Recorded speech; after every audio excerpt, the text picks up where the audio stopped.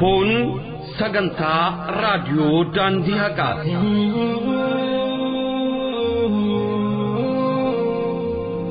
Sagantaan raadiyoo daandii haqaa torbanitti guyyaa 5 kan isiniif dhiyaatu yommuu ta'u, afaan Oromoon guyyaa 3 roobii kamisaaf sanbata. Sagantaan afaan Amaaraa guyyaa 2 kibxataa fi jimaata isiniif kan tamsaatudha.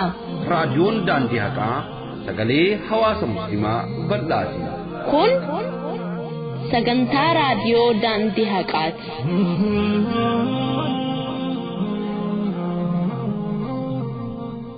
Kun tamsaasa sagantaa raadiyoo daandii haqaa 163 akka lakkoofsa Yuroopiyaatti Febraarii 24 2016 akka lakkoofsa biyya keenyatti Gurraandhala 16 2008 akka lakkoofsa Hijraatti Jamaadul Awwal 15 1437 sagantaa raadiyoo daandii haqaa guyyaa Arbiyaa yookaan roobii isiniif tamsaatudha.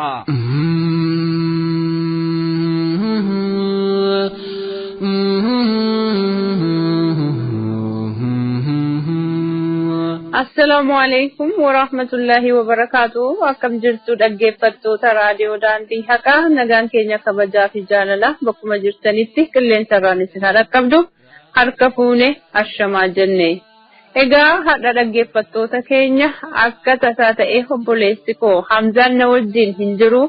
Isa akkamitti biraa dhabde akkanaan hin jenne nan abdadha. Yeroo biraatti wajjin deebina. Har'aaf garuu inni hojii biraa irratti waan baay'ee qabamee jiruuf kanaafini sagalee kootiin ana qofatu isin wajjin tura jechaadha. Kan isin wajjin turu hamma xumura sagantaati. Ani asli Oromiyaati. Egaa walitti aansuudhaan sagantaa keenya hadha kan raadiyoo daandii haqaarraa isiniif darbu isinitti hima. Jalqaba irratti walaloo waa'ee raadahaati. Dhaggeeffattuun keenya Fatiyaa Naasir Saudi Arabiyaa Taayif irraa kan nuun geetteedha. Isis baay'ee galatoomfanna. Itti aansinee immoo qophii oduuti. Oduun booda immoo qophii haaraa, qophii harmee isa jedhu. Qophiin kun kan ammaan booda kan dhaabbataati. Waa'ee harmee irratti kan xiyyeeffattuudha. Sanatti aansinee ammas walaloo qabna.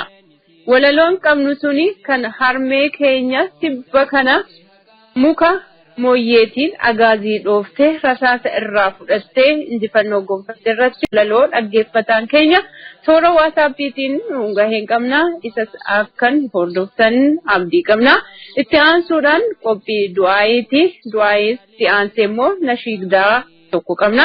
Itti aansee immoo qophii gaafiif deebii marsaa 9ffaati. Gaafiif deebiitti aansinee immoo qophii qalamaati. Diraamaa jaba daboolame kan jedhu kutaa 7ffaati. Egaa walumaa galatti sagantaan keenya kan guyyaa roobii raadiyoo daandii haqaarraa isiniif darbu kana fakkaata. Jidduutti dhufa ammoo waa'ee sagantaa keenya irratti waan waliin jennu qabnaati. Nu wajjin turaan affeerraa keenya irra deebi'ee ashamaa harka fuune isiniin jedha.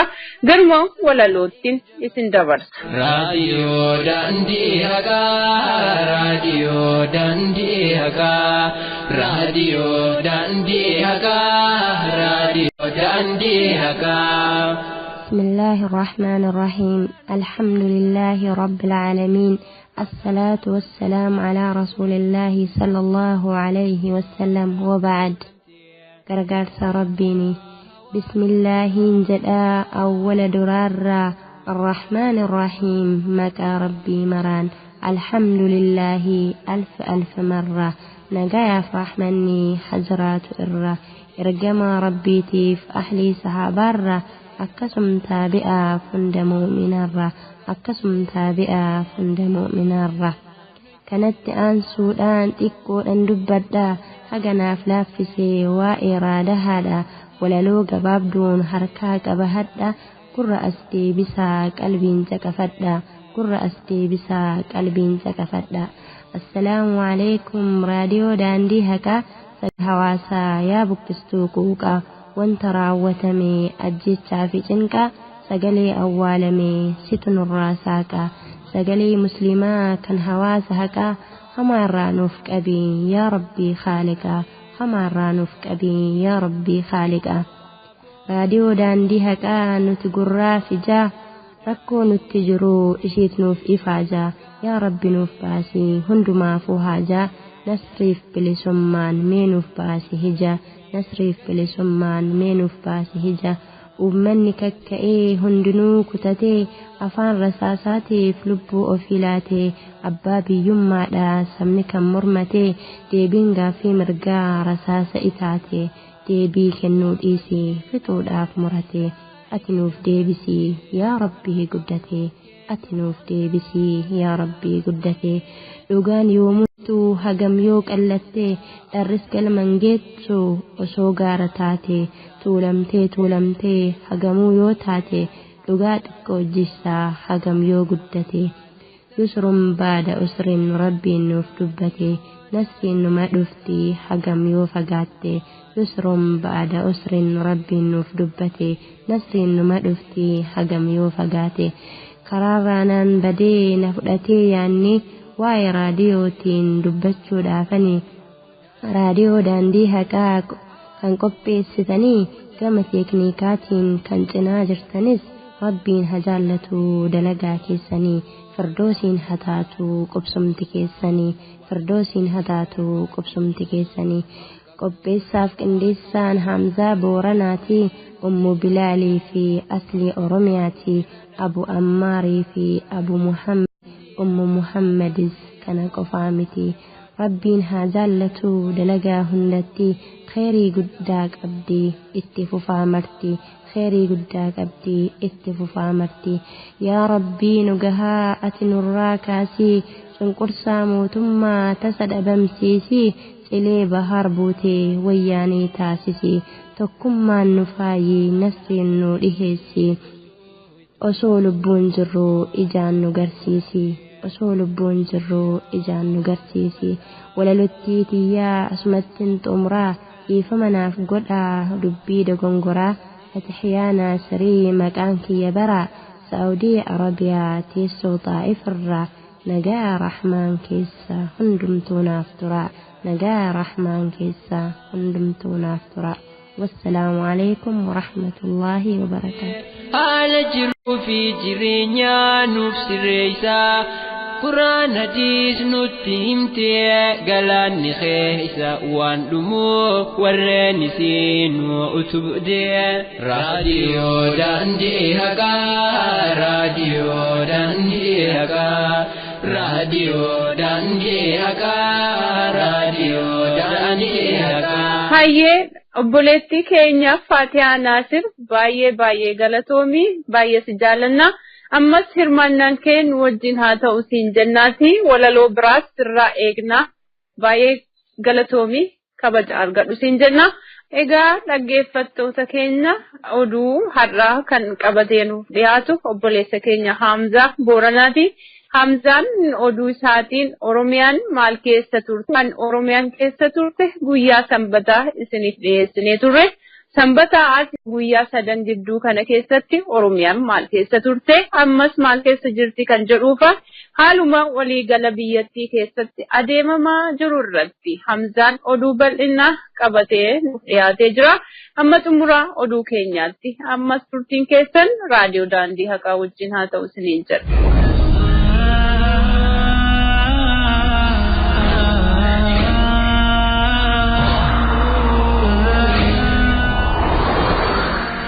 mata dureewwan oduu guyyaardha gaazexeessaan Khalid Mohammedii fi gaazexeessaan Daarsan Masoorii akkasumas goota dharaarra gaahin ba'u jechuun hidhamee jiru dargaggoon Mujiib Aminoo dabalatee musliimoonni galmee Kadir Mohammed jalatti himatamanii jiran mana murtiin hidhaatu jedhamee eeggamus beellamni isaanii guyyaa hin beekamnetti jijjiirameera jechuun manni murtichaa karaa waajjira isaatiin akka beeksise maddeenni gabaasaniiru. Ola keessatti mormiin godinaalee adda addaa akka haaraatti dabalatee cimee kan itti fufee fi mootummaan abbaa irres dhiiga lammiilee 40 ol guyyoota sadan darban keessatti kan dhangalaase ta'uu beekameera. Amma oduu bal'inaan.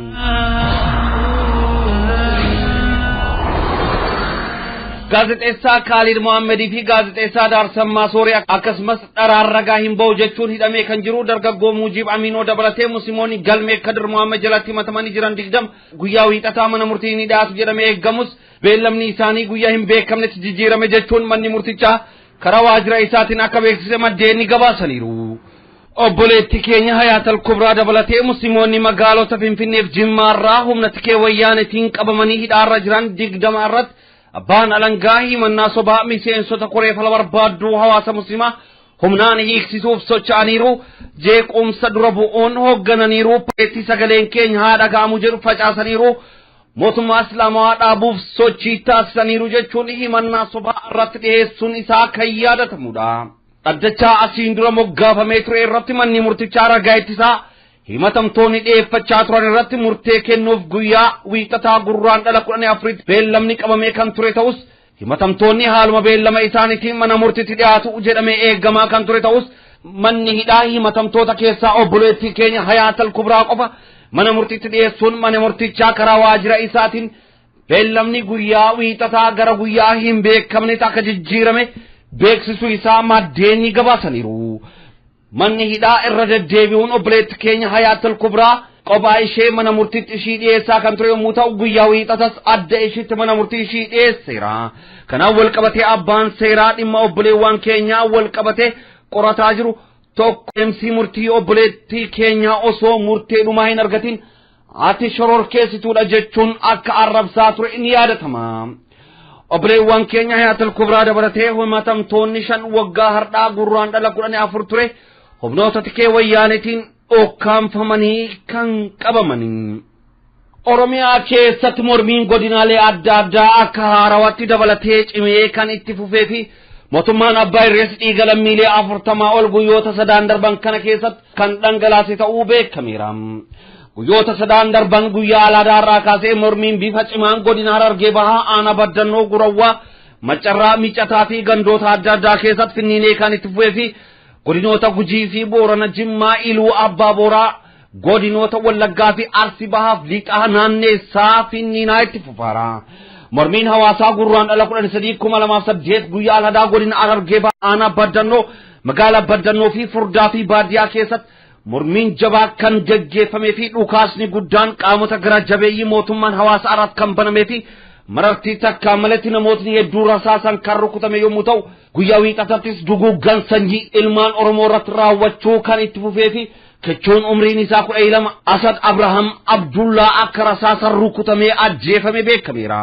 Bifuma wal fakkaatuun hawaasni godina Harargee Bahaa gaara mul'ataa Aanaa Baddannoo dargaggoonni qancaa daandii cufuudhaan mormii isaanii dhageessaniiru. Magaalaa Baddannoo keessatti hawaasni sochii takkas gochuun kan hin dandeenye fi magaalittiin haala yaaddeessaa keessa jiraatu beekameera. Akkasumas guyyoota alaadaa gurraandhala 13/2008 irraa jalqabee mormiin godina Harargee Bahaa Aanaa Gurawwaa gandoota adda addaa keessatti ammas finniinee kan itti fufee fi guyyaa dilbataa Araddaa Karraa Hordaa bakka magaalaa Ganda Shaggaa jedhamutti qaamonni garaajii mootummaa tarkaanfii suukanneessaa fudhataniin qeerroo Mus'ab Abdurrazzaaq kan ajjeesan yommuu ta'u namoota lakkoofsaan hedduu ta'an madeessaniiru.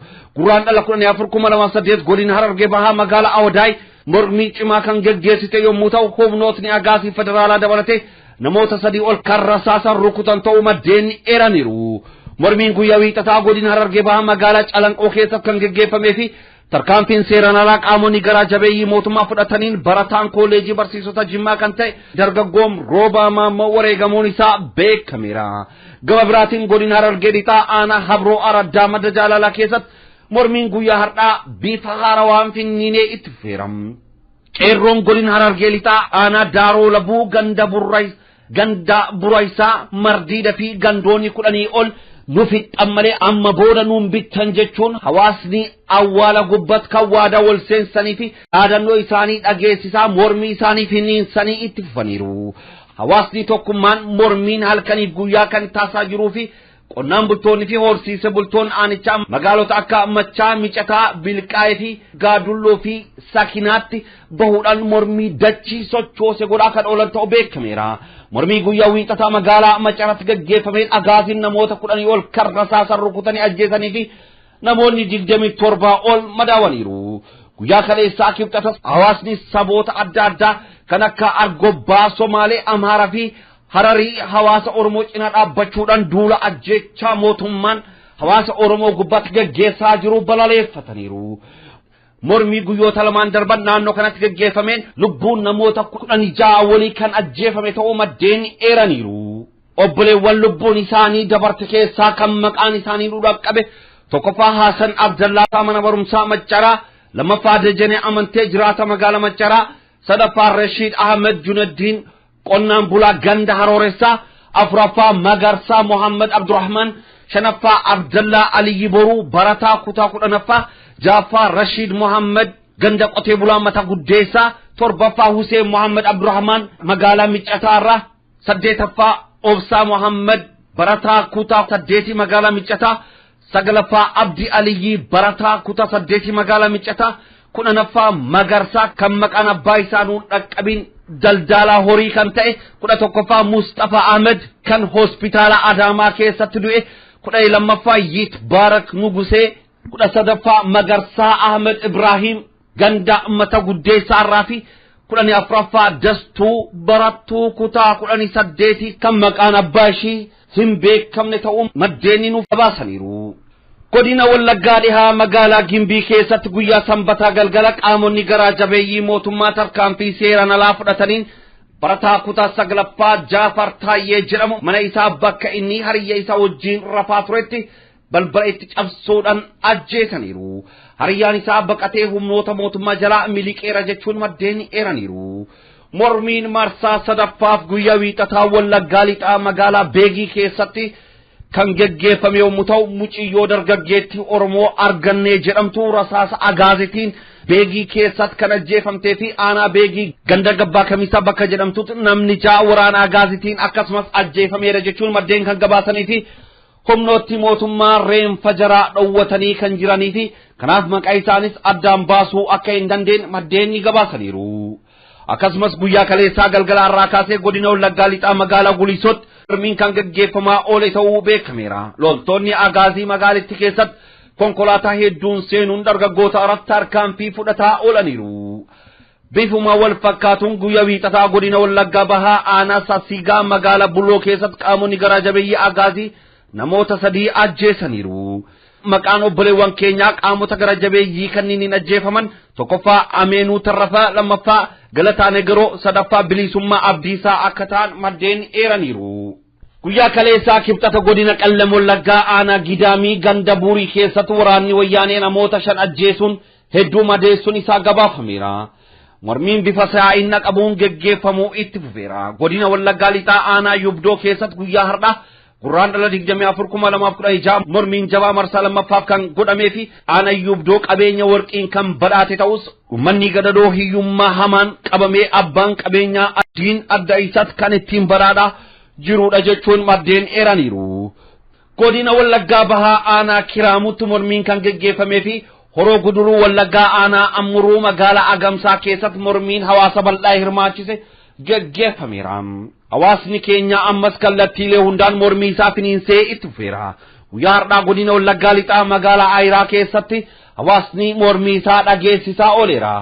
Magaalaa Ayiraa keessatti mormii yeroo hedduu kan gaggeeffamaa turee fi tarkaanfiin suukanneessaa hedduun irratti fudhatamus ammas mormii irraa duubatti kan hin deebiin ta'uu isaanii mirkaneessaniiru. Hawaasni keenya kallattii hundaan mirga isaa hamma goonfatutti mormii isaa cimsee itti fufuudhaaf kutatee ka'eera. Gama biraatiin sochiin jaarsummaa godina Arsii lixaa magaalaa Doodolaatti taasifamee fashalaa'uun isa beekame. Qabsoo hawaasa Oromoo kallattii hundaan finiinaa jiru cabsuuf qaamonni garaa jabeeyyiin sochii jaarsummaa kijibaa obbo Bakar Shaalee fi Usmaan Jaamaa gara magaalaa Doodolaatti kan erganii turan yommuu ta'u, hawaasni isaan salphisee kan deebise ta'uu beekameera. Hawaasni tokkummaan ijoollee keenya fixanii taaziyaa taa'uu dhuftanii jechuun kan gaafatanii fi gaaffiiwwan isaan hin eegin maanguddoota irraa kan isaan qunnamee fi warri isin ergan sun maaf hin dhufne nutti kan jedhan ta'uu beekameera. Haaluma waliigalaatiin jaarsummaan kijiba isaanii osoo hin milkaa'in hafeera jechuun maddeen ni gabaasaniiru. Yeroo ammaatti ammoo karaa biraan hawaasa Oromoo aanaa Shaashamannee ganda Abaaroo keessatti eegi dhiigamee dhangalaasan booda sochii jaarsummaa kan jalqaban ta'uu isaanii amma hawaasni keenya akkuma magaalaa Dodolaatti jaarsummaan isaanii fashalaa'e jaarsummaa kijiba isaanii kan irraa fashalaa'isa jedhamee eegama kanaaf hawaasni keenya dhiiga ilmaan isaa dhangalaa'eef bikka kennee jaarsummaa sobaa deemamuu kamuu fashaleessuutu barbaachisa ergaa jedhu dabarsina godina ganda abaatti mormii guyyaa gurraan dhala 19 geggeeffamee ture irratti namootni miidhaman nama 9 ta'uu beekameera tokkoffaa Afiidhaa Aruusaa lammaffaa Taashoo Gammachuu sadaffaa Fayyisaa Saanii afuraffaa Taaddasaa Godaanaa shanaffaa Kadir Gamoo jaaffaa Abdurrahman Hajii torbaffaa Jabbee Huseen halkan gaafa 18 kan rukutame saddeetaffaa Raamatoo Wayyoo halkan gaafa 18 kan buruqe sagalaffaa nama maqaan hin beekamnee fi kan kokkee jala rukutame du'eera jedhamee ture amma garuu wayyaa'eera kan du'e ammoo nama tokko kan Hajii Gadaa jedhamu ta'uu maddeen gabaasaniiru oduma kana wal qabatuun guyyaa dilbataa gurraan dhala 13 godina Arsii Lixaa aanaa Kofalet qaamonni Opiidiyoo magaalaa Kofalee fi ganda baadiyyaa keessaa naanna'uudhaan walgahii ariifachiisaa jedhaa labsii dabarsaa kan oolte fi namni homaa kan ittiin bahinii fi dhimma jaarsummaaf sochii kan taasisan ta'uu beekameera.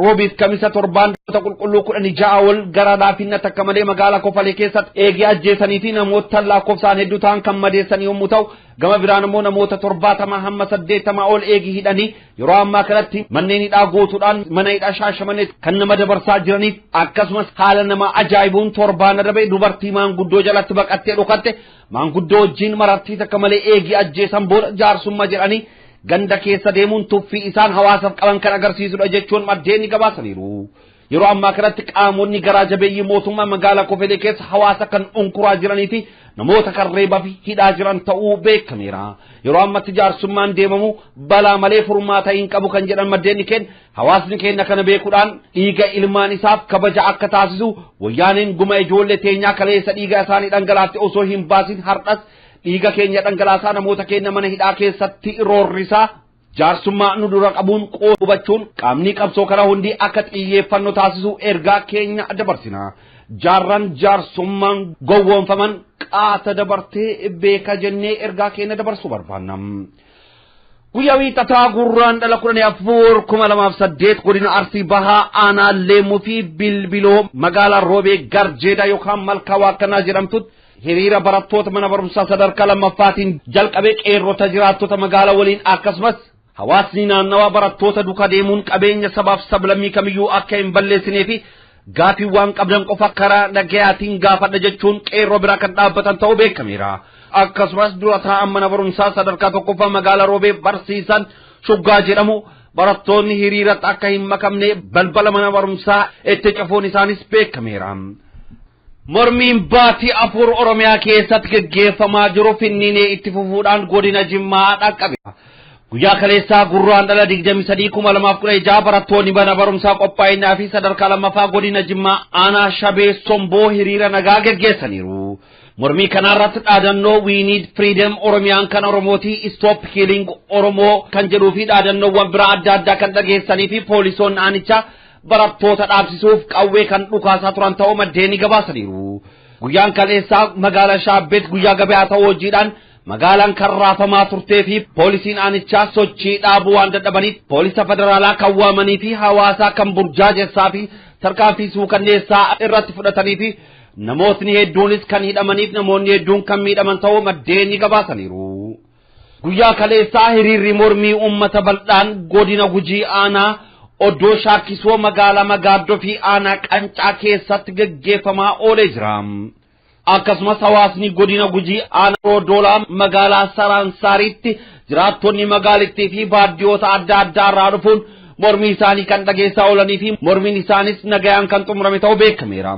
Bifuma wal fakkaatuun hawaasni godina Booranaa magaalaa Bulee Horaa hidhaaf ajjeechan hawaasa Oromoo gubbatti gaggeeffamaa jiru balaaleffachuudhaan guyyaa har'aa mormii gaggeessaa kan oolanii fi qaamonni garaa jabeeyyii agaazii hawaasa mormii ba'ee irratti tarkaanfii fudhataa kan oolanii fi namoonni hedduunis kan ukkaafaman ta'uu maddoonni gabaasaniiru. Guyyaa har'aa qeerroon godina Booranaa magaalaa Yaaballoo qabsoo hawaasa bal'atti dabalamanii sagalee isaanii dhageessisaa oolaniiru. Guyyaa har'aa ganama Febraarii 24/2016 hawaasni godina Booranaa aanaa Yaaballoo mormii finiinsee kan itti fufee fi mormii kana gubbatti hawaasni lakkoofsaan kumaatamaan ol ta'u kan irratti argamee fi barattoonni manneen barnoota adda addaa kan irratti hirmaatan ta'uu beekameera. Mormiin guyyaa gaggeeffame xumura garbummaa kanaadha. Kanaan dura godina Booranaatti wanni kun godina Booranaatti jalqaba afara ka'e.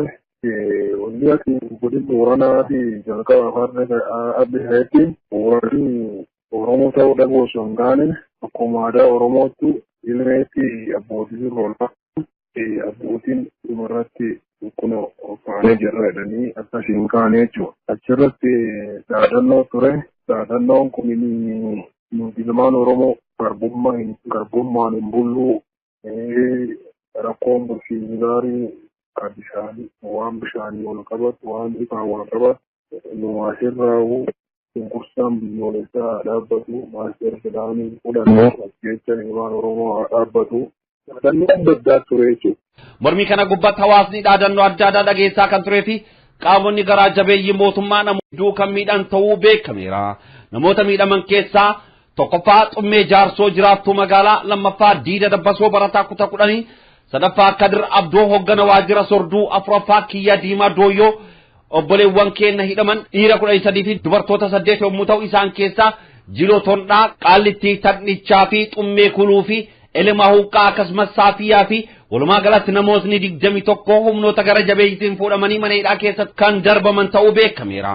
Humnoota mootummaatiin alaabaan wattaaddarii federaalaa federaalii OALii 5 warra sabaatii fi dubbirjoo kadhaabataanii irraa dhukaas bananii namni hedduun hamiidhaan jira kan hidhamellee jira jechuudha. Kanaaf mormii guddaa taasifame mormiin akkasii yeroo jalqabaa fi godina kan keessatti taasifame warra sun keessa kan miidhamanii tokkoffaan Addeetummaa Jaarsoo jiraattuu magaalaa Diida Dabbasaa barataa 10 rasaasan ta'anii sossanii miili isaa qarayyoo uummanni sun xiqqoo namni qariyyoo koloo sun xiqqoo baqachuu illee hin danda'u ta'anii dabarsanii intalli sulleen akkasuma daamtee yommuu inni kaan immoo Kadir Abdoo hoogganaa waajjira Sorduu innilleen akkasuma daamee Kiyyaa Diimaa Dooyyoo nama waliin nama daama dhaamee wajjira keessa isa kooree jechuudha. Inni kaan kan hidhamanii dhiirii garnaan 13 dubartii 8 walumaa gala garnaan 21 humnoota dargaggeeyyiitiin fuudhamanii gara ministeeratti dhaabatamanii jiru jechuudha. Kanumaan wal qabatee hoogganaa waajjira barnootaa godina kan ta'e obbo Jaldeessa Huqqaa bara hosteelii Jarmanii fi hosteelii ijoollee dubartoota halka qalleeyyii qabsoo kana hamman dhaabanitti barnootaan barattanuu hosteelii kana keessatti hin jiraattanuu jechuudhaan barattoota doorsisaa kan jiru ta'uu maddeenni gabaasaniiru. Akkasumas barattoonni mana barumsaa qophaa'inaa, akkasumas barattoonni mana barumsaa haayiskuulii, mana barumsaa sabboo, mana barumsaa juunerii, mana barumsaa dhaqaqaqee, mana barumsaa Afrikaa Muslim Agency fi mana barumsaa Adventist, akkasumas kolleejii Pastoraalistii fi kolleejiin East Africa barumsa dhaabanii kan jiranuu fi hamma gaafiin uummata keenyaa deebii argatutti barnoota hin barannu jechuudhaan waliigalaa akka jiran maddeenni nuuf gabaasaniiru.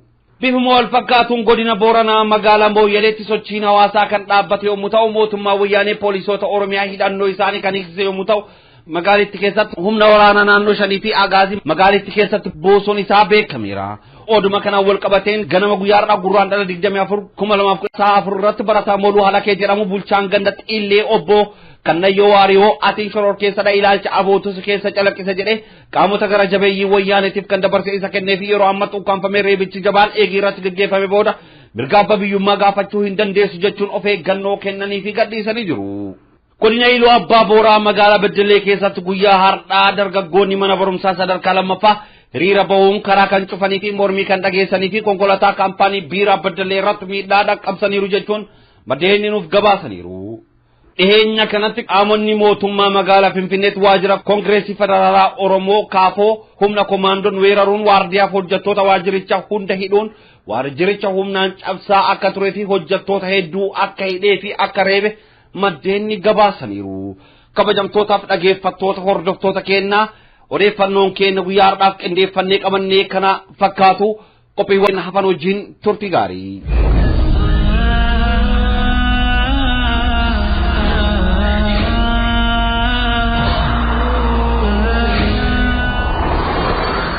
Hayyaka dhaggeeffattoota keenya ammas nu wajjin akka turtan abdii godhachaa fincila diddaa gabrummaa tibba kana gaggeeffamaa jiru irratti namoonni baay'een lubbuu isaanii dhabanii jiru.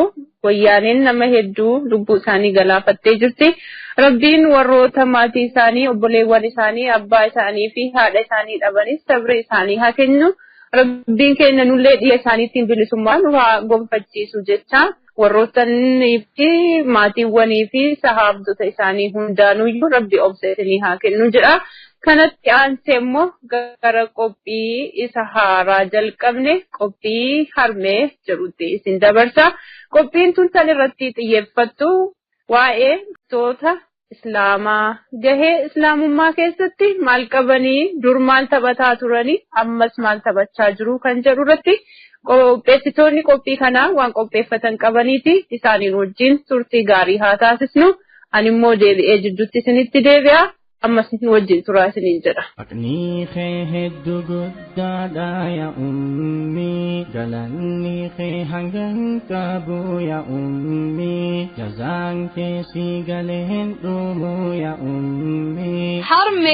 Harmee qophiin harmee torbaanitti si'a tokko isiniif dhiyaatti. Dhimma dubartoota irratti xiyyeeffatti. Qooda shamarran amantii Islaamaa keessa qabaachaa turanii fi yeroo ammaan tanaa taphachuuf malan isin yaadachiifna. Harmee Tina badate ulfanto akka malee si darate dhala khuratatome kagate cinqii diila san hundaanii obsiite.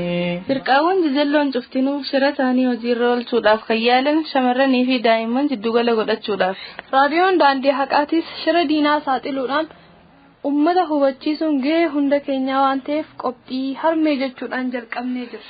Nageenya keenyaas isin gaafachuu hin daganne. Assalaamu alaykum wa rahmatullahi wa barakaatu. Dhaggeeffattoota keenya kabajamoof jaalatamoo jirra jirtu gama qopheessee isinii dhiheessuutiin ana obboleettii teessan Inaayaa Nuur anis Kawlaa Umar hanga xumura qophii keenyaatti nu waliin toraa isiniin jira. Hin danda'amu jazaate aqnii kee hedduu guddaadha yaa ummii aqnii kee hedduu guddaadha yaa ummii galanni kee hangan qabu yaa ummii. Rabbiin keenya subhaanahu wa ta'ala kromozoomii dhiiraa 23 fi kromozoomii dhalaa 23 irraa namni uumame. Ayyaanni Qur'aanaatis kan waa'ee shamarranii dubbatu 23 akkasumas kan waa'ee dhiiraatis 23 yommuu ta'u laata dubbiin tun akka tasaa taatemoo Rabbii keenyaatu hikmaa isaatii walitti fide. Hundaafuu ayyaanni Qur'aanaa waa'ee shamarranii kaasuu qooda dubartoonni amantii keessa qaban sirriitti nuuf addeessa. Hadiisni Nabiitii sallallahu alayhi wa sallam akkaan nuuf ibsa. Rabbiin keenya dubartootaaf bakka guddaa kan nuusaa kan nuuf mirkaneessu keessaa tokko suuraa Qur'aanaa guutuu maqaa dubartootaatiin suuratun nisaa jedhee moggaasuu isaati. Kana malees ergamaan Rabbii sallallahu alayhi wa sallam haati qooda guddaa akka qabdu nuuf himaniiru. Ajaja abbaa duraas dursa akka argachuu qabduu fi sababa seensa jannataallee akka taate nuuf dhaamaniiru. Ammas Rabbiin keenya subhaanahu wa ta'ala intala mirgasiitiif falma Qur'aanaan suuratul mujaadalaat keessatti nuuf mirkaneessee jira. Araboonni durii sababaa tokkoon malee dubartoota osoo lubbuun jiranii awwaalaa turan. Kunillee sirrii akka hin taane Rabbiin bi'ayyi dhanbiin qutilat jechuudhaan dubbatee jira. Walumaa galattuu qoonni dubartiin amantii Islaamaa keessatti qabdu laayyaa miti. Haati teenya shamarran, intalti teenyaas dubra, obboleettiin teenyaas akkasuma. Dhiirri tokkoof dubartiin waan afur ta'uu danda'u. Walakkaa qaama isaaniiti. Walmalees jiraachuu hin danda'an. Dhugaan kun beekamee hundi keenyaa qooda nurraa eegamu bahuu qabna. Shamarran sahaabota duraanii amantii isaaniitiif gumaanni isaan godhan akkaan guddaadha. Aishaan haati muumintootaa radiyallahu anhaa Abu Hurayraatti aanuudhaan hadiisa hedduu gabaastee jirti. Akkasumas Sumayyaan haadha Ammaar yeroo jalqabaatiif amantii isiitiif wareegamuudhaan shamarran maqaa waamsistee jirti. Dubartoonni hedduun akka haadhaatti ilmaan dammeessuun duulatti bobbaasaa turan. Akka haadha warraatti abbaa isaanii onnachiisuudhaan waraanaaf sisseessaa turan. Maal kana qofaree dubartoonni ofumaafuu jihaada irratti bobba'an hedduudha. Gariin madaa wallaanaa turan. gariin isaanii miidhamaa bishaan obaasuudhaan isaan kaan immoo galaa waraanaaf qopheessaa turan. Shamarran diinii fi shamarran durii fi ammas qoonni isaan amantii Islaamaa keessatti qaban salphaa miti. Eeyyeen dhugaa keeti. Wayitii ammaan tanaa qabsoo nageenya hawaasni musliimaa gaggeessaa jiru irrattis dubartoonni hedduun gahee isaanii bahaa jiru. Maryam Hayaatul Kubraa akkasumas tan dhiheenya kana mana hidhaa keessatti dahuuf dirqamte obboleettii teenya Mabruukaa Abduu isaanowwan muraasa diin isaaniitiif wareegama guddaa kafalaa jiru. Maatiiwwan koree keenyaa kana malees sumayyaawwan biyya alaa keessa jiraatan maatii shahiidotaa gargaaruu fi warreen hidhameefillee maallaqa gumaachaa jiru. Sumayyaawwan wanni isaan dalagaa jiran kana qofaa miti. Miidiyaawwan garaagaraa kanneen akka raadiyoo daandii haqaa cinaa dhaabdhaan roga hundaan tumsaa jiru. Obboleewwan keenya mana hidhaa keessa dararamaa jiran Rabbiin Asiyaa hamtuu Fir'aunaa jalaa baase isaan haatiisu. Jannatul Firdoosii keessa isaan haa qubsiisu. Warra diiniif carraaqaa jiran hundaa'u hojii isaanii dachaan isaaniif haa galchu. Mindaa isaanii galata gaariin isaaniif haa deebisu. Amiin. Walumaa galattuu qoonni shamarran amantii Islaamaa keessatti qaban laayoo akka hin ta'in hubannee qooda nurraa eegamu hundi keenyaa akka baanu isin yaadachiifna. Qabsoo nageenyaa karayyuun gaggeeffamaa jiru finiinsuudhaan shoora keenya taphachuun dirqama hunda keenyaa akka ta'e waliif dhaamaa. Inshaallah torban qophii biraatiin hamma wal agarruutti qophiilee keenya hafan waliin turtii gaarii. والسلام عليكم ورحمة الله وبركاته. فيها قالنيسو الدنيا آخر فيها ملكيسو جنات الفردوس فيها بداسو رب من نفسها تيسو جنات ساتي فيها قالنيسو الدنيا آخر فيها ملكيسو. Dhaggeeffattoota keenya kabajamoo qophii harmee kanarraa barumsa guddaa akka argattan akka addunyaan jettutti islaamummaan dubartootaaf bakka hin kennu dubartii gaqqabaa miidhaniitiin warreen kas jedhu nuti garuu durumarraayyuu qabee islaamummaa keessatti gaheen dubartii waan irraa eegalee mana horachuurraa eegalee deebisuurraa eegalee waraan irratti hirmaachuurraa eegalee gaheen dubartoota islaamummaa keessatti maal fakkaata? Ayaan Rabbiin subhaanahu wa ta'ala maqaa dubartootaan buuses inuma jirti. Dubartoonni gaheen isaanii maali? Dur maal irratti gaggeeffamaa ture? Amma hoo maal jiru? Warra durirraa maal barannee nuti immoo warri dubartoota ammaa maalirra jirra kan jedhu irratti qophii kana keessaa bal'inaan waan argattan natti fakkaata. Warra qophii kana nuuf qopheesses baay'ee galatoomfadha. Amma gara itti aanutti isin dabarsa. Kan itti aanu immoo walaloo tibba kana harmeen takka waan ajaa'ibaa wayii dalagde. Wanni isin dalagdes madda himaalee adda addaarraa akkuma argitanii fi asiin duras walaloo keenya guyyaa sanbataa keessatti obboleessi keenya Hamzaan nu himetti harmeen tuni waan ajaa'ibaa dalagde. Agaazirraa waraana isaa fudhattee deebistee warra namicha agaazii sanas ummataaf kennee hojii dansaa boonsaa hojjetteetti. Namni hedduun harmee sanatti baay'ee gammadee baay'ee ittiin booneera. Waa'ee harmee sanaa ammas walaloon dhaggeeffattoota keenyarraa nu dhaqqabaa jiranii walaloo nu dhaqqaban. Har'a isa tokko isiniif dhiyeessina. Walaloon kun toora WhatsApp keenyaatiin nu qaqqabe dhaggeeffataa keenya walaloo kana nuun geetteen hedduu galatoomi isin jenna. Garuma walaloo sanaatti isin dabarsa.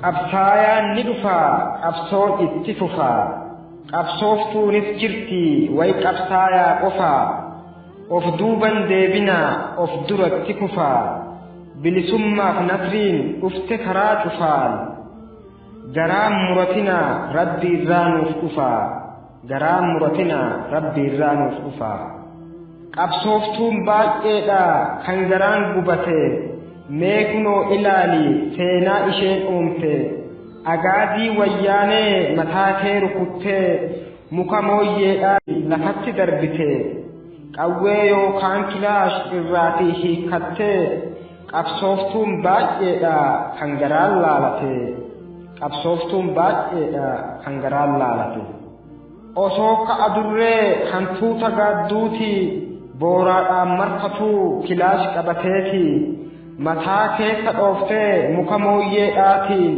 lafatti darbitee akkuma bofaatti lafatti darbitee akkuma bofaatti osoo ka'a durree hantuuta gaadduuti booraadhaan marfatuu filaash qabateeti mataa keessa dhooftee muka mooyyeedhaatiin lafatti darbitee akkuma bofaatti kunoo haganuma humni wayyaaneeti ka'aatii qabsaayaa waan qabdaniin marti ka'aatii qabsaayaa waan qabdaniin marti qaamni saba kanaa wayyaanee biratti cicciramuu jira akkuma shunkurtii qilleensi nasriidhaa ufe urgaaheeti kunoo bilisummaan ufe urgaaheeti nasriin nuuf dhihaatte abdiin rabbirraati nasriin nuuf dhihaatte abdiin rabbirraati qabsaayaan ni dhufaa qabsoon itti fufaa qabsooftuunis jirti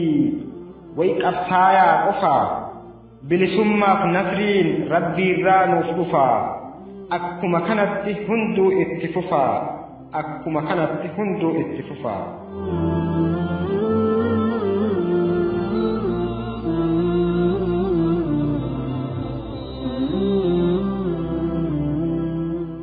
Hayyeekaa egaa dhaggeeffattoota keenya turtiin keessan karaa raadiyoo daandii haqaa hamma ammaatti waliin turaa jirtaniif baay'ee akka irraa barumsa argattanii fi ittiin bohaartanis abdii qabna. Kanatti aansinee qophii du'aa'iitu isinii dhiyaata.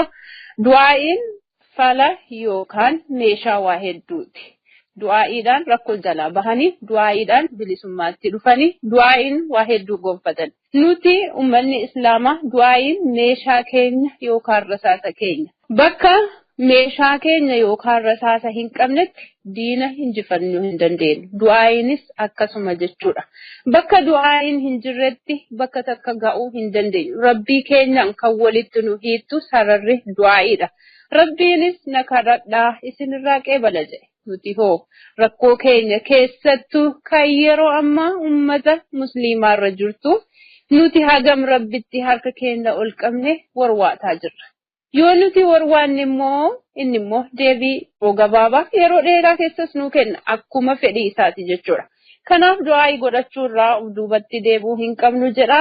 Garuma qophii du'aa'iittiin isin dabarsaa ammas wajjin turaan affeerra keenya.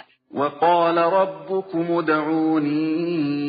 ادعوني أستجب لكم إن الذين يستكبرون عن عبادتي سيدخلون جهنم داخرين ربين كيسانيس أكن جدي نكردا إسن الرأي كبلا إسانن نغبرورا أفبونسن حالة سلبناتين dhugumatti abidda seenu suuratul gaafir keewwata 60.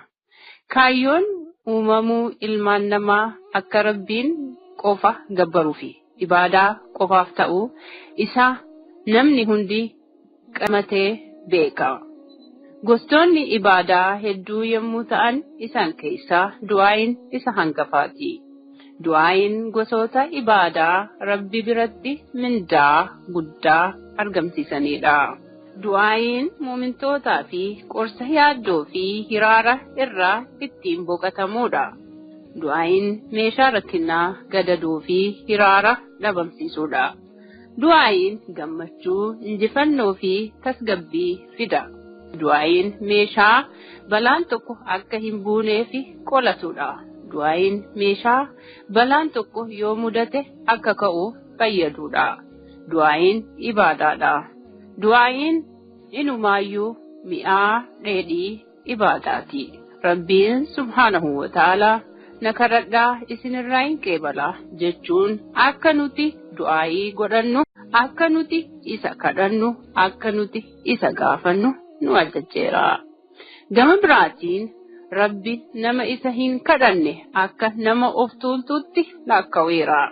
Garboonni isa hin kadhannes haala salphataniin jahannama yookaan abidda akka seenan beeksiseera. Namni tokko yommuu du'aa'ii godhatu namtichi miskiina, qabeenya, humna, malaa fi dandeettii akka hin qabnee fi dureessi, jabaan, aangoo abbaan qabeenyaa fi abbaan malaa Rabbi qofa akka ta'e mirkaneessuun Rabbiin faarsaa. Gama biraatiin namni tokko du'aa'ii kadhachuu yoo dhabe akka nama dandeettii aangoo qabeenyaa fi mala qabutti of ilaaluun Rabbi irraa gargaarsa kamillee akka hin barbaanne mirkaneessaa jira jechuudha. Kun immoo of tuulummaa fi gita ofii beekuu dhiisuu akka ta'e beekamaadha.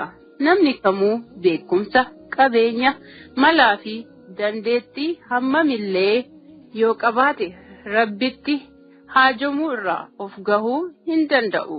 Du'aa'iin daandii nabiyyoota Rabbii qulqulluudha. Nabi Zakariyaan akka Rabbi daa'ima isaaf kennu Rabbii kadhate. Rabbis Yahyaa kennuun isa gammachiise. Nabi Ayyuub akka Rabbi dhibee isa mudate irraa isa fayyisuuf Rabbiin kadhate. Rabbis kadhaa isaanii qeebaluun dhukkuba isaanii irraa isaan fayyise. Nabi Nuuhin haleellaa saboota isaanii irraa akka Rabbi isaan baraaruuf Rabbi kadhatan. Rabbis kadhaa isaanii qeebaluun isaanii fi maatiiwwan isaanii bilisa baase. Nabiyyiin keenya sallallahu alaihi wasallam duniyaa kana irratti dararamuun akka Rabbi injifannoo isaan gonfachiisu Rabbi kadhatan. Rabbis kadhaa isaanii qeebaluun injifannoo gonfachiise. Muraasa ta'anii waraana danuu akka isaan injifataniif dandeettii ta'eef.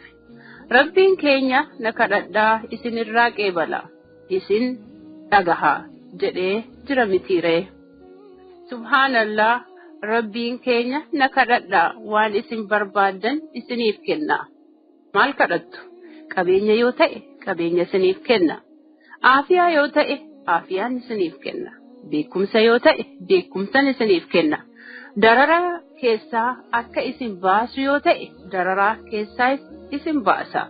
Isin qofti na kadhadhaa malee waan isin barbaadan hunda isiniif kennuuf dandeettii fi aangoo kan kooti jechuun akka nuti isa kadhannu nu beeksisa.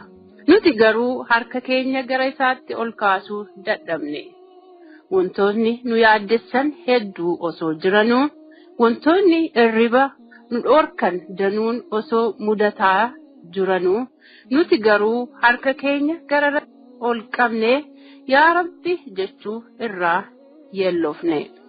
Yeroo hammaatti ummattoota addunyaa keessa jiraatan keessa rakkoo, yaaddoo, dararaa fi hiraarri cimaan irra gahaa kan jiru ummata musliimaa akka ta'e beekamaadha. Kanumaa waliinuu kun balaa Rabbiin keenya nutti fide jenna. Yaa Rabbi injifannoo nuu kenni. Diinota keenya irratti ati nuuf gahi. Rakkoo nu mudate keessa nasi jechuu daganneeti jirra. Nabiyyiin keenya sallallahu alaihi wasallam nama dadhabaa jechuun nama Rabbiin kadhachuu irraa of fageesse jedhanii jiru. Yaa nabiyyii keenya isin dhugaa dubbattani. Eeyyee nama du'aayii godhachuu irraa dadhabe irraa namni dadhabaan hin jiru. Inumaayyuu namni du'aayii godhachuu irraa of fageesse kun nama rakkoo fi gidiraan, yaaddoo fi hiraarri hedduun isa mudateedha. Gosoota ibaadaa keessaa ibaadaan akka du'aayii salphattu hin jirtu. Bu'aa bayii, kafaltii fi dadhabbii tokko malee du'aayii godhatta. Du'aayii godhannaan immoo ibaadaa dalagataa jirta jechuudha. Subhaanallah. Har'a wantoota jibbaman keessaa waan tokkotti haajamuun sana nama gaafachuudha. Hiriyoota, firoottan, waa hillanii fi namoonni ati rakkoo fi gammachuu waliin dabarsitee waan tokko akka siif godhan yoo gaafatte maaluuf na gaafatte jechuun siin oodu jalqabu. Hariiroo isaan waliin qabdanis addaan kutta.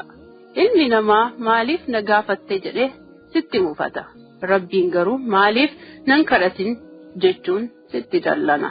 Nutis Rabbii keenya maaf na hin kadhanne jechuun kan nutti dallanu sana dhiisne nama maaf na kadhatte jechuun nuun oodu kadhanna.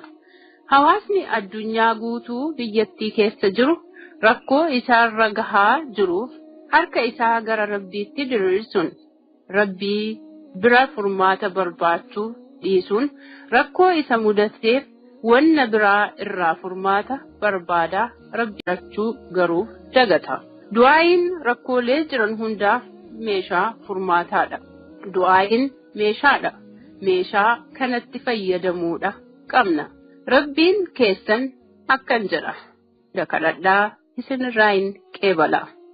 Yaa Allah, haqaan gabbaramaan si malee gooftaan biraa hin jiru. Yaa Rabbi, nuti nama lubbuu keenya ganeedha. Yaa Rabbii keenya, humna dhabuu keenya xiqqaattuu mala keenyaa fi nama biraattis nama tuffatamaa ta'uu keenya sitti himanna. Yaa Rabbi, xiqqaattuu mala keenyaa fi nama biraattis nama tuffatamaa ta'uu keenya sitti himanna. Yaa Rabbi, akkaan mararfataa eenyutti nu dhiista.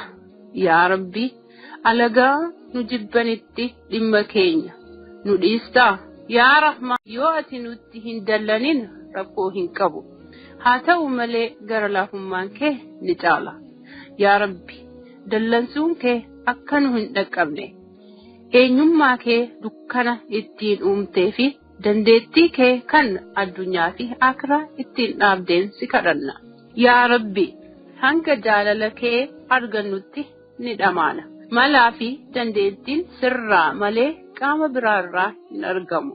Yaa Rabbi, ati nu gargaari.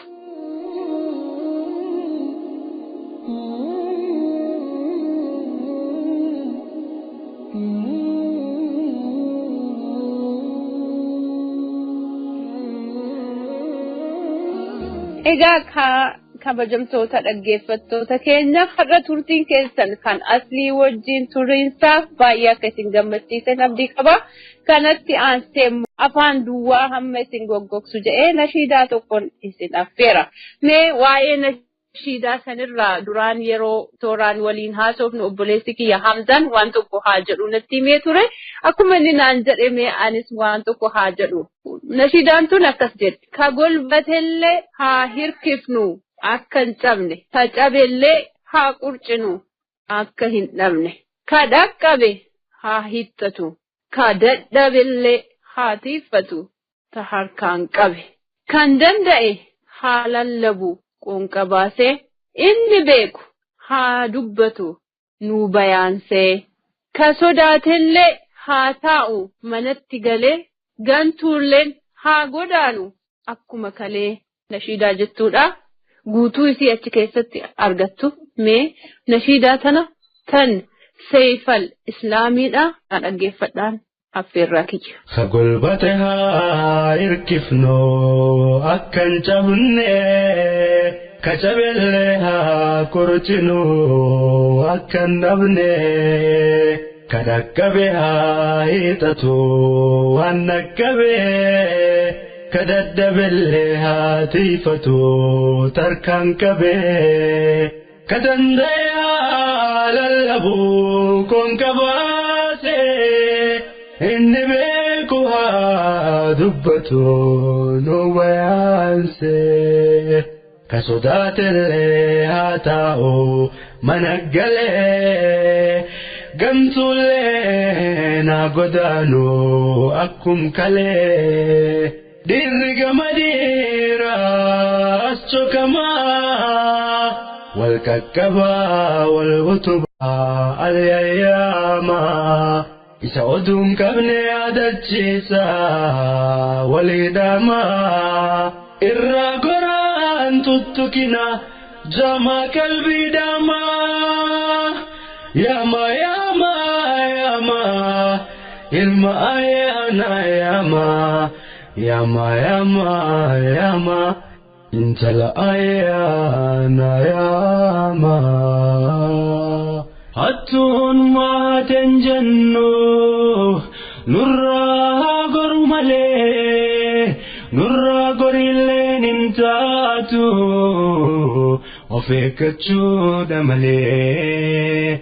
Of eeggannellee waan baanu rabbitti yannu malee carraaqqata cinaani rabbitti yannuunillee citaa nuti taphannoon kun balaa qabsiifataa dubbii dhimmaa dubbannee gariin nu ajiifataa karaa nuti sololaanee cinaan winjiriirataa hunduu haa carraaqatu wama ofii argataa galata hojiisaa rabbiin bira kaayataa cuftuu haa jamaa ofii mimmiidhaysee dubbataa kanuun bulus heddumaa nu keeysatti dhokataa fira nutti fakkaate gaaruma nu faarfataa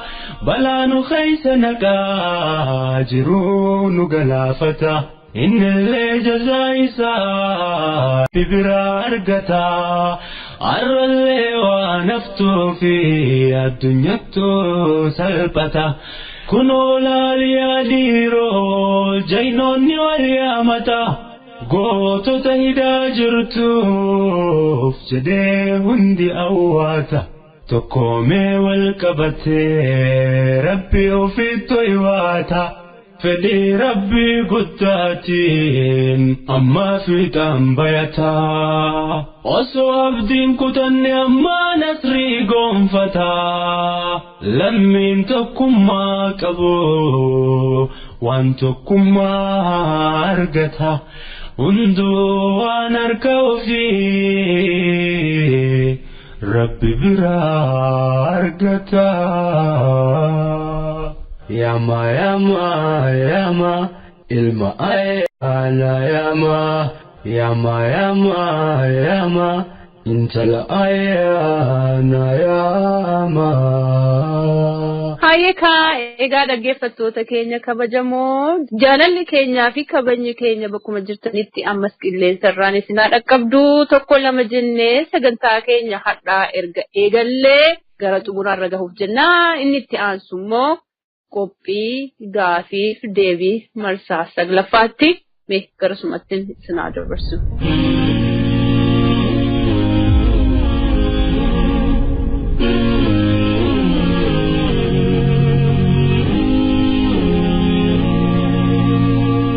sagantaa gaafiif deebii kutaa saglaffaa. Assalaamu alaykum wa rahmatullahi wa barakatuh. Kabajamtootaa fi dhaggeeffattoota hordoftoota sagantaa raadiyoo daandii haqaa kun qophii keenyaa sagantaaf deebii torbaanitti ala takka isiniif dhiyaatudha.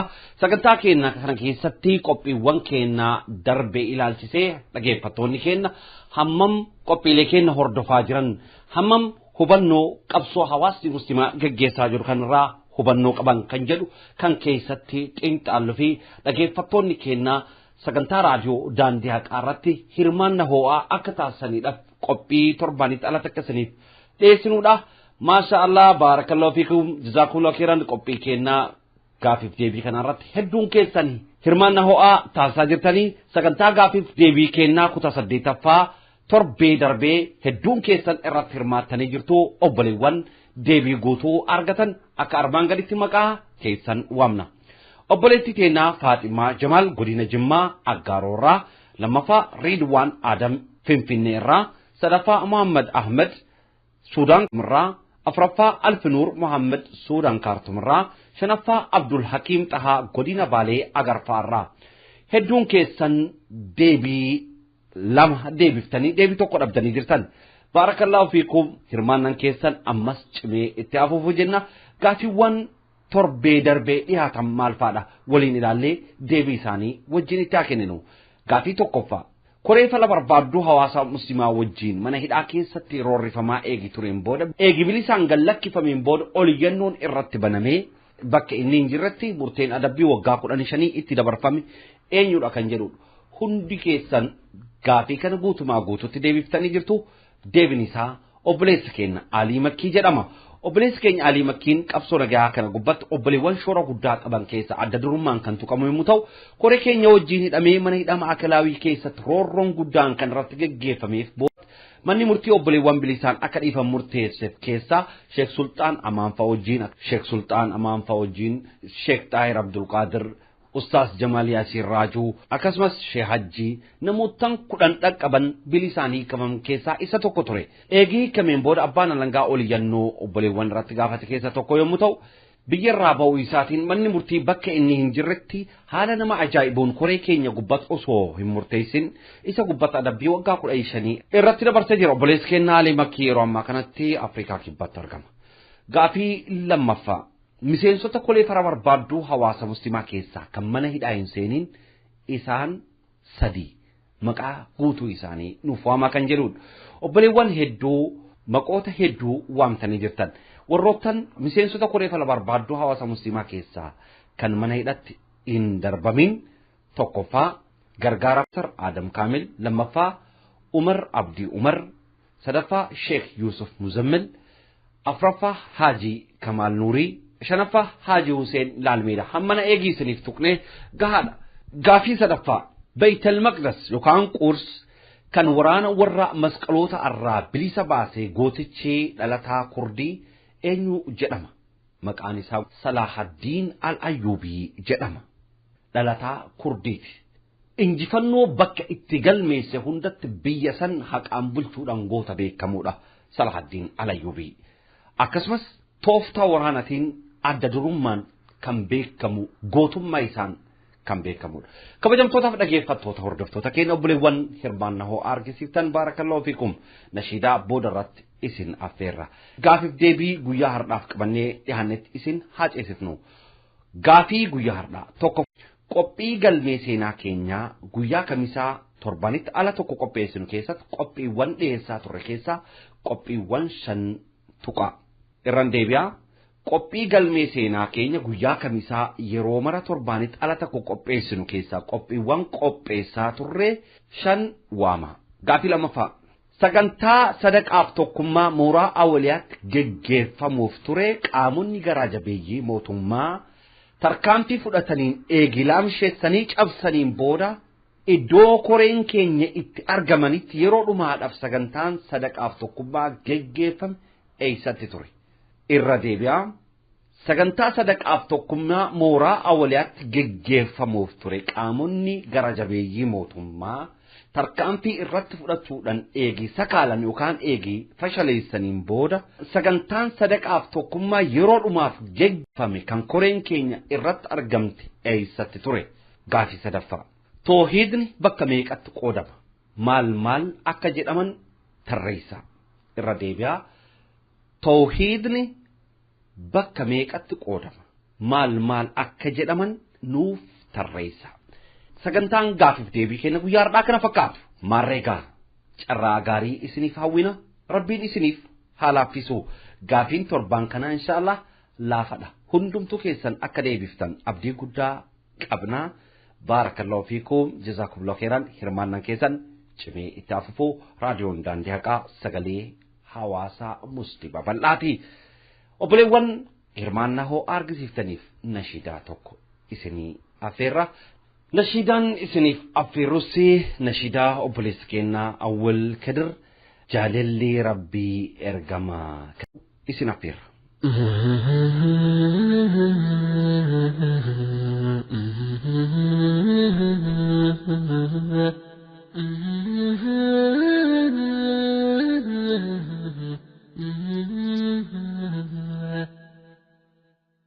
جلالي ربي ارقما محمد صاحب الرسالة أشرف المرسلين يا إمامك واتم الأنبياء جلالي ربي ارقما محمد صاحب الرسالة أشرف المرسلين يا إمامك واتم الأنبياء يا رسول الله يا شفيع العالمين يا خير الورى يا شفيع الكون يا حبيب الله نبي الرحمة نبي الرحمة محمد نبي الرحمة نبي الرحمة محمد يا مصطفى يا أشرف الخلق نبينا جعلنا بلك ربي نبياسي يا كان ربي فارسي أنبياء درا بسيامي سقدسي أخلاق بريجا سفكني الحمد لله قالني ربي فاحتوى كالسنو فرقي أمتك يتوى فداك أبي وأمي يا رسول الله نحن نحبك يا رسول الملا بايس جعلنا كالبرا لبوتين جعلا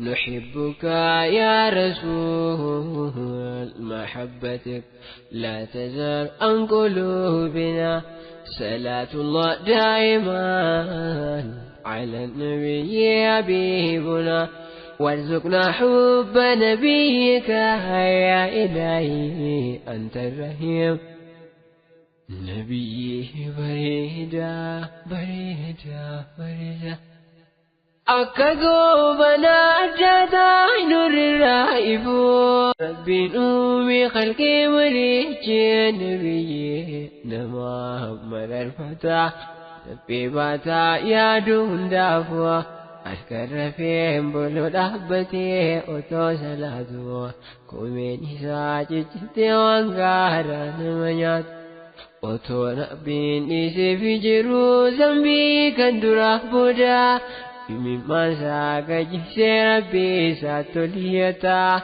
يا أمتي أمتي جدين مرر فزا بريدان ما أكام بريد جتشان سيهدبي وتولدي مكرا محبان كيانا قوي يا بشاشا نما يا رسول الله نبي علما يا ربي سلم على محمد مصطفى يا ربي سلم وسلم على خير الأنبياء يا ربي سلم وسلم كن من رحمتك الرتي أجرات يوم علي صاحب سالي سلف تابع كله ورسان وردفني يا ربي سلي وسلم محمد مصطفى يا ربي سلي وسلم على خير الأنبياء يا ربي سلي وسلم Egaa dhaggeeffattoota keenya kabajamoo akkuma duraaniin jedhee tokko lama jennee sagantaa keenya isa xumuraarra gahaa jirra ka inni xumuraa kana immoo qophii qalamaati. Qophiin qalamaa diraamaa daba daboolame kutaa 7ffaati. Egaa walumaa galatti qophiin keenya hadhaa fi sagantaan keenya hadhaa walumaa galatti kana fakkaata. Egaa ani diraamaan booda deebi'ee dhufeetanin nagaa isinitti dhaammadha. Ammasiif garuu diraamaa kanaan boohara jechaa garuma diraamaattiin isin dabarsa. Turtiin keessan ammas raadiyoo daandii haqaa wajjin haa ta'u. Wassalaamu alaykum jedheesin gahee galannee kan rabbiiti kan waliin nu gahee meeqa umriin dhumnaan addunyaarraa ka'e yaa rabbi mu'mintoota harkaa kan kee gahee yaa Allah nama diin keetii jecha bahe. Qophii qalamaa birri wanni rabbiin uume qalama ableen qalamaatis qalama.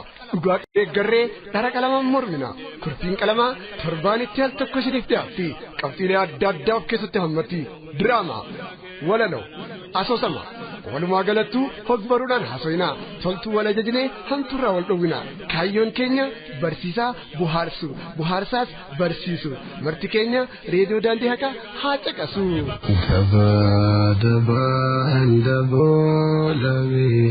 Dabalame kamitame bara baran dararame أبا إليه تنقر فمي دبا لمي لما سمي والمكاتي لمي تنتو قلافتي. السلام عليكم ورحمة الله وبركاته. نجيها خيالة.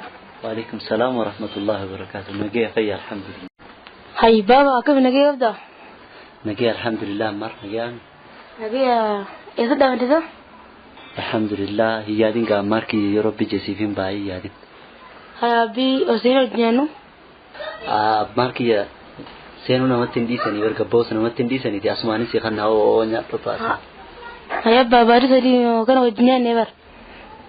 كيسي سكر درته هاي ستين دي يا ماركي يتكينساتي متبراتو دوجراتي إن شاء الله ميكزومك باني هاسوينا وما تنجاتي رب ما ترى هذا ماراتو ما لف دررتا بيوتنور ما باتي ما دررمت مجمع مار خناتا وندور كيغاتي لم ترى هاسيغا في دان لبساجر تكانا دي سين بيخ أبان خيسة جرائسة وتيجون الدبي نجافت ملتو بيجناني سندبي ورين أنجا فرع الرتي ميت من في ديرف أبشر يا دين ربين هذا إن شاء الله بهون كينور أبان مريم سيبال لمرة أما مش أنا ما برتين دي فدير في غادي فمحنا تعالى سوجنا سون من دو أما باتي تكبوتنا بال لمني إن شاء الله سلاو بالنساني هو أنا منمو نمان بارب بجهياتنا في سندرنا ماركياتي سياتين إن شاء الله نمان با أبي سيني سيدتي عمر أين فا سنة أما أين بايرزا أبانا قد كافتنا لني خدت ناس هاجر ندي سني منتين سيما فكايا نبأ أمر نجيت السلام عليكم وعليكم السلام ورحمة الله وبركاته أماركي يديم منومتي سيامتو مانتيتي يديني أبا ما سيدي دي أماكا أبشر أبا أماركي نمبا دعو من أقوت إن شاء الله يادين يبقى تعالوا تقولوا من دنو نايت تجرا ديم تجرا ديم ماركي يدين أبا نجي بكا السلام عليكم ورحمة الله وبركاته وعليكم السلام ورحمة الله أبا ديم نجينا ناقلي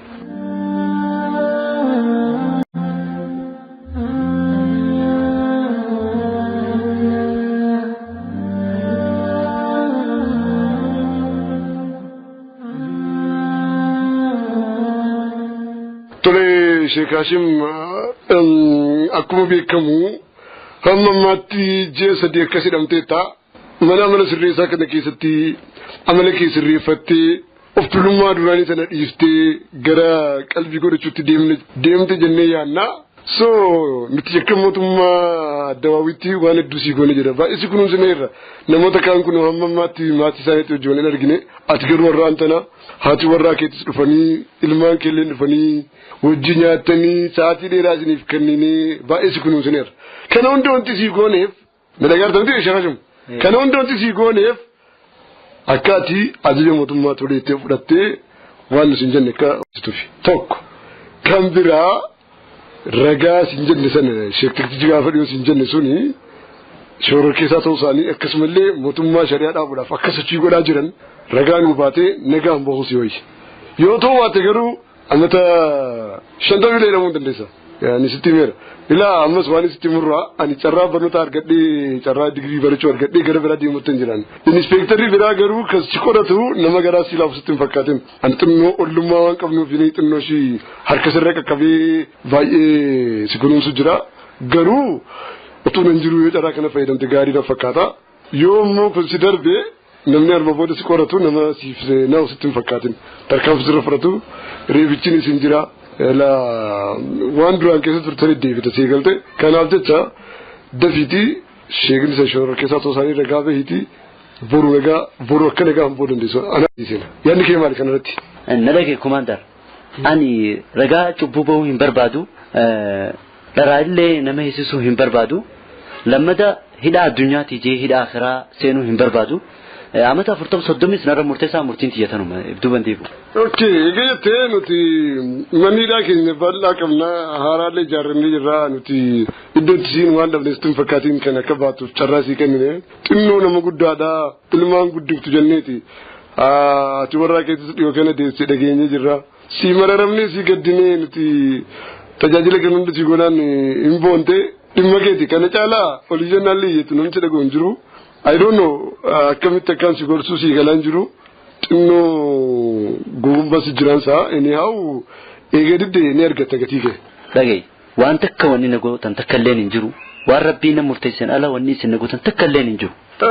Baay'ee si hojjaasan barbaadu okee deema magara iddoo keetti deebii ilaalla waan kee kana ati baay'ee rakkisaa taateetta deema gara iddoo keetitti.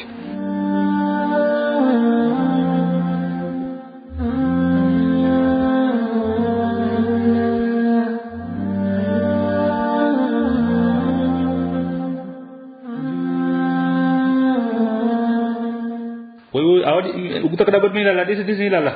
Woi ajaib, ibsa jenno baba na jani. Murna jenno yang kamne ibsa jenno baba ta, tanne wara da ba da bi yang kamne. Kanama video itu wara sombar tefsha lanar gan jechu ni enda. Hai bona ne almo kaya utti ate faculi ol ba na yema ti belle fi gawatan na fakati. Sa hai barrehoni sana kamja, hai yema hai barrehoni sana kamja da. Doktoreti ka baja kan ninab jani sa samora da. Me marwan barrehoma san dubbisa. Osoo jennu haasawaa keenya irratti rooba samoora kana wanti deddeebi'anii televizyiiniin nutti agarsiisaniif maaliif?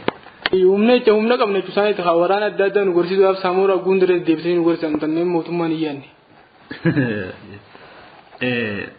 Samooraan kun akkam seete kitaaba tokko kan keessa beekaan isaanii barreesse tokko dubbise ture. Akkam jaa seete samooraan kutaa horta jaalaa hin baranne digirii fi maastereetis ni bitate. Bersiftuun isaa shaanittiin takka gaafii gaafatamnaan saamoraatu cimaadha inni adeebisuu jette. Saamoraanis akkana jee tiichar ambar namarraa hin dalage malee waan takka hin beeku jedhe. Shaanittiinis namni akka saamoraa ifatti haasa'u hin agarre jetteen. Hundaafuu badhaasni dhiyoo kana kennameef sun akka laalutti akka waan harree irratti kitaabee fe'uuti. Wadaa harree tokko kitaaba kaartuuna 100 osoo irratti feetellee Profeesara miti narsii ta'uu hin danda'u. Barra harree takka yoo feetu la khayrra khay feetu deemarra khay waan feetarra khay isin numa deemuu malee waan keetii jedhama maaliif beeyti. Barra mootummaa TV LFT China hanga fee digirii fi maastereetii kan tuufis yoo beekumsi badan jiraanne maaliif si fayyada. Ana akka yaa'utti mataa isaanii kana okkoo biyya meeqaachuudhaaf isaan fayyadee malee waan biraa isaan fayyaduu sof. Rooba angaruu daadiyoon tun dhugumatti dhaabbata uummata Oromootiif dhaabbatan ittiin fakkaatu. Maal akkasii daadiyoo jechuun dhaabbata dhiiga dhangalaasaa uummata Oromooti akkas jechuudha. Sirri khay hawlee galee immoo itti salaatis guyyaa waanu. Yaa haanu.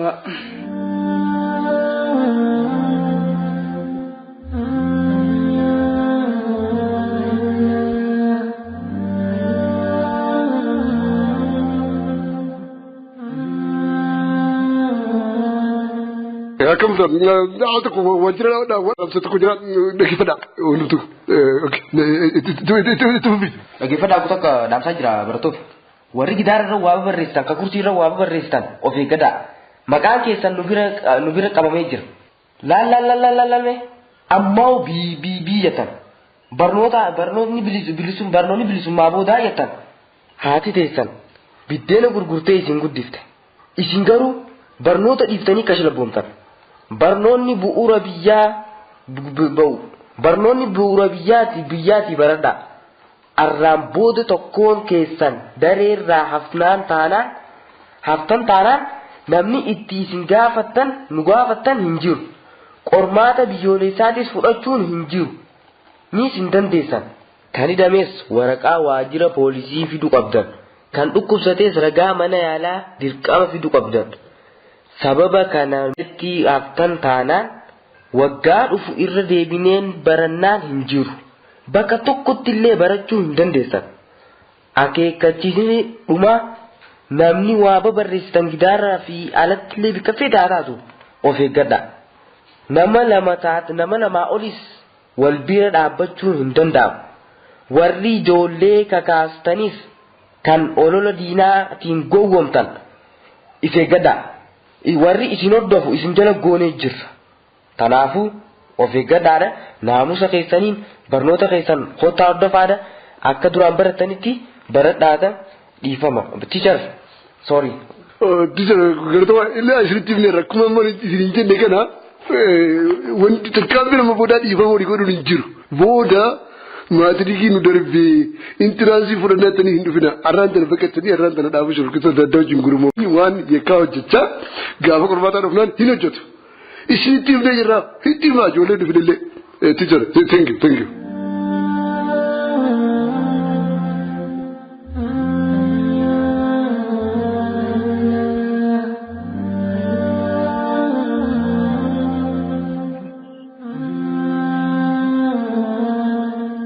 Egaa dhaggeeffattoota keenya kabajamoo turtiin keessan kan raadiyoo daandii haqaa wajjin hadha taasiftanii isa addaa fi isa yaadannoo guddaati. Maaf jettani aslii wajjin hamma xumuraatti turtani. Kanaafin isa addaati isiniif jedhe.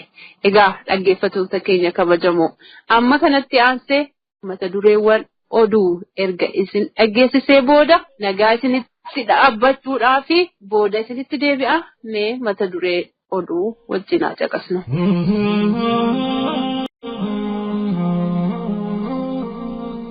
Gaazexeessaan Khalid Mohammadii fi gaazexeessaan Daarsammaa Soorii akkasumas goota dharaarra ragaa hin ba'u jechuun hidhamee jiru dargaggoon Mujiib Aminoo dabalatee musliimoonni galmee Kadir Mohammad jalatti himatamanii jiran mana murtiin hidhaatu jedhame eeggamus beellamni isaanii guyyaa hin beekamne jijjiirameera jechuun manni murtichaa karaa waajjira isaatiin akka beeksise maddeenni gabaasaniiru. Oromiyaa keessatti mormiin godinaalee adda addaa akka haaraatti dabalatee cimee kan itti fufee fi mootummaan Abbaa Irrees dhiiga lammiilee 40 ol guyyoota sadaan darban keessatti kan dhangalaase ta'uu beekameera.